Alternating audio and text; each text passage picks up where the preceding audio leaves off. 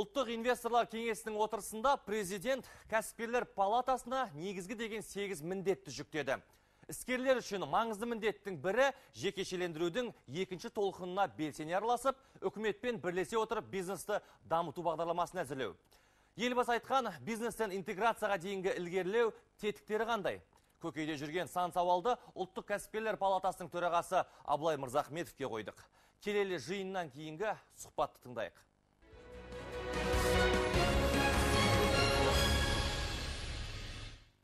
Абылай Исабекұлы, енді аптаның басты жаңалығынан бастасақ, президенттің төрағалығымен өткен Ұлттық инвесторлар кеңесінің отырысы. Елбасы капиталды амнистиялау мәселесін көтерді. Бұл қарекет қаржыны қалтарыста қалдырмауы қаншалықты қауқарлы?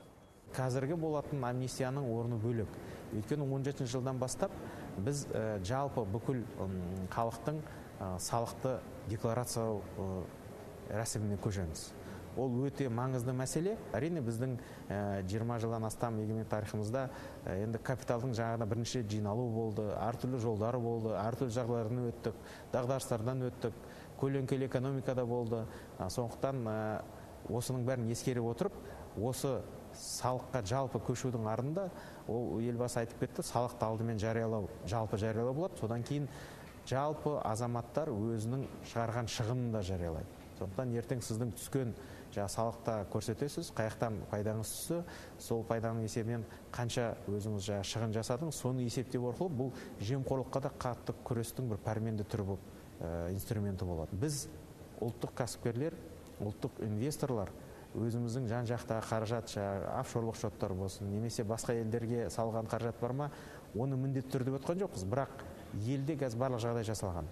Осы амнистияны пайдаланып, елге әкеліп, өзіміздің еліміздің экономикасын салу мәселесін айтты. Қазір үлкен мына үдемелі даму бағдарламасын екінші кезең қабылдаймын деп отыр. Қазір барлық кәсіпкерлікке жасайтын кедергілердің бәріне жүйелі түрде шешімі табылып отыр. Елбасының жарлығымен де жақында қабылданған заңдармен де, үкіметтің жұмысымен де осының бәрін пайдаланып отырып, біз осы бұрынғы кеңес одағының мемлекеттер ішіндегі жалпы кәсіпкерлік жағдай ең мықты жасаған елдердің біріміз. Сондықтан осының Қазақстанда реформаның бәрі нәтижесі белгілі.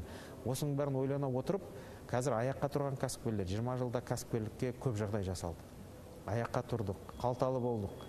Енді осы қалталығымызды, азаматтығымызды көрсетіп, елге де істейтін кез келді. Міне осы мәселені айтты. Бұл былай қарасаңыз патриоттық акт.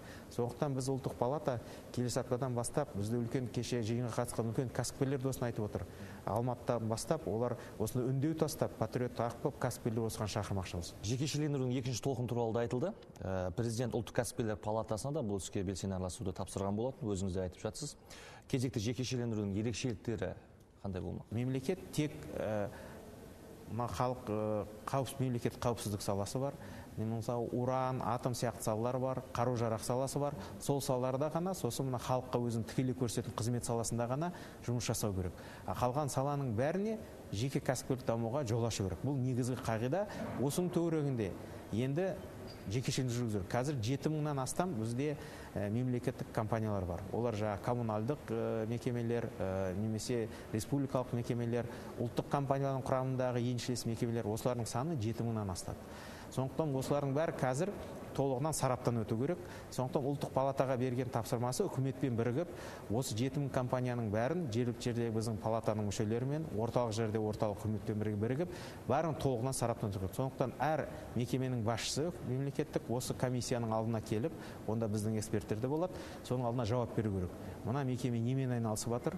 Ол оны нарықтық жүрде жүргізуге бола ма? Нарықтық жүрсе оны үкіметтің орада қатысу керек жоқ екенін, қандай оның активтері бар, қанша тұрады, сосын оның қандай жолдары бар нарыққа шығуға. Ол тікелей сатылу бола ма, немесе ол акциясын сата ма, қаржы фондына шығып, немесе мемлекеттік кәсіптік бірігіп жасай ма?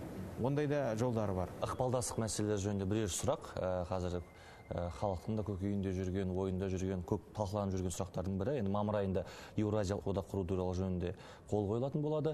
Біз бұл бәсекеге дайынбыз ба? 21 ғасырда өзі нарықтық заман дамып жатқанда, қазір информациялық заман дамып жатқанда, біз өзіміз шекарамызды жауып, тек өзіміз асыраймыз деген, меніңше үйтіп еш мемлекет дами алмайды. Егер алға барамыз, болашаққа барамыз, 30 дамыған елге барамыз деген мемлекет әрине ашық жұмыс істеу керек. Сондықтан бұл палатаға кіретін кәсіпкерлердің ойы, бізге мұндай үлкен нарық керек. Ол нарық, біздегі нарықтың құрамы 16 миллион халқымыз бар. Сосын біз мына материктің ортасында жаққа сауда жолдарын шығармай отырған біздің осындай жағдайымыз бар. Соның бәрін есептеп отырып, біз ашық жұмыс жасауымыз керек.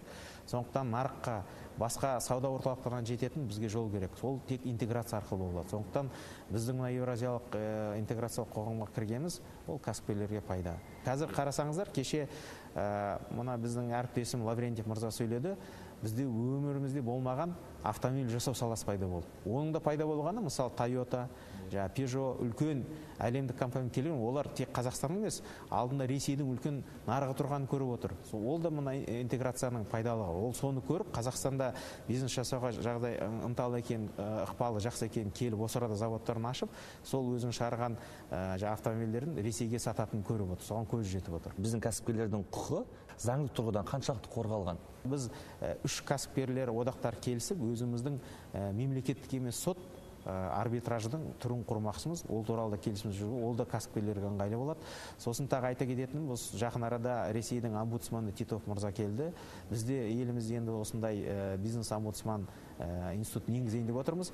Олармен де келісімшартқа кірдіп, ертең біздің кәсіпкерлеріміз бұзылып отырса, Ресейдің бизнес омбудсманы араласады. Егер Ресейдің кәсіпкерлері болса, бизнес омбудсмен бізге шықса Ресейдің, біздің бизнес омбудсмен олардың мүддесін қорғауға кіріседі. Әрине бұл алда үлкен жұмыс бар, бірақ осындай шаралар қолданып жатыр. Енді соңғы сұрақ болсын. Біз көптеген өзгерістер туралы айтып жатырмыз. Бұл өзгерістердің барлығы қарапайым халыққа қалай және қаншалықты әсер етеді? Кәсіпкерліктің дамуы ол экономиканың дамуына келеді. Экономика дамыса, одан әр өзіміздің азамат пайдасын көреді. Ол бірінші, салық көбірек түседі. Экономика өскеннен кейін салық көбірек түссе, мемлекет ертең әр халықтың біздің әлеуметтік жағдайымыз көтеруге, денсаулық саласы бар, білім саласы бар, жол жөндеуі бар, барлық бюджеттен шығатын қаржы көзі көбейеді. Ол біздің алдымызда тұрған көп мәселені шешуге, жалпы өзіміздің өмірімізді жақсартуға мүмкіншілік туады. Бір, екінші, жұмыс орны туады. Жұмыс орны болғаннан кейін халықтың жұмыссыздық мәселесі шешіледі.